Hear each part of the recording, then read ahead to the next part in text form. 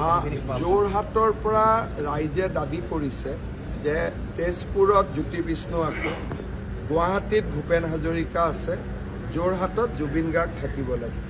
জুবিনৰ গুণমুগ্ধ যোৰহাটৰ ৰাইজে, বিশেষকৈ উজনি ৰাইজে আমাক যথেষ্ট অনুৰোধ কৰিছে। কিন্তু এই বিষয়ে মই যোৱাকালিয়ে কৈছোঁ যে চৰকাৰে অকলে সিদ্ধান্ত ল'ব খোজা নাই।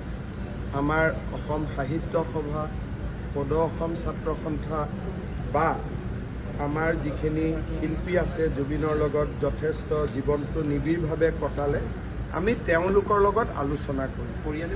আৰু পৰিয়ালৰ যিটো ভিউ সেইটোতো আটাইতকৈ গুৰুত্বপূৰ্ণ, যে পৰিয়ালে কি বিচাৰে। গতিকে এই গোটেই কথাখিনি পতাৰ পিছতহে আমি অন্তিম সংস্কাৰৰ সিদ্ধান্ত ল'ম। আৰু এই বিষয়ে কথা পাতিবৰ কাৰণে মই ৰনোজ পেগু, বিমল বৰাক দায়িত্ব দিছোঁ। তেওঁলোকে দল সংগঠন কলা কুশলী সকলোৰে লগত কথা পাতিব। আৰু আমি জুবিনৰ ক্ষেত্ৰত কোনো সিদ্ধান্ত চৰকাৰীভাৱে নকৰি ৰাইজৰ দ্বাৰা আমি কৰিব খুজিছোঁ, যাতে ৰাইজে বিচৰা মতে আমি কৰিব পাৰোঁ। সেইটো চব সিদ্ধান্ত এইটোৱে যে আমি কাকো বাধা নিদিওঁ।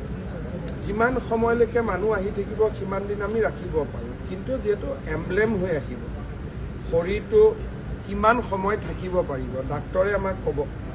ধৰক যেতিয়া আমি সংস্কাৰলৈকে লৈ যাওঁ, তেতিয়ালৈকে যদি বডিটো একেবাৰে বেয়া অৱস্থাত হয়, তেতিয়াও মানুহে বেয়া পাব।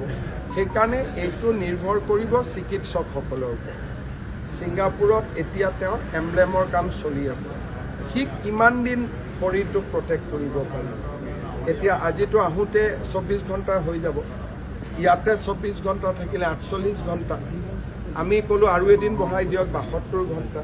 যদি যোৰহাটত লৈ যাব লাগে আৰু 6 ঘণ্টা, ইমান দেৰি শৰীৰটোৱে থাকিব পাৰিব নাই। গতিকে এইটো যিটো আমাৰ ডক্তৰসকলে আমাক যেনেকৈ ক'ব যে ইয়াৰ পিছত থাকিলে শৰীৰটোক আমি সংস্কাৰৰ সময়ত একেবাৰে নাপামগৈ। গতিকে এই বস্তুটো ডিপেণ্ড কৰিব ছিংগাপুৰে কেনেকৈ শৰীৰটোক এমব্লেম কৰি পঠিয়ায়।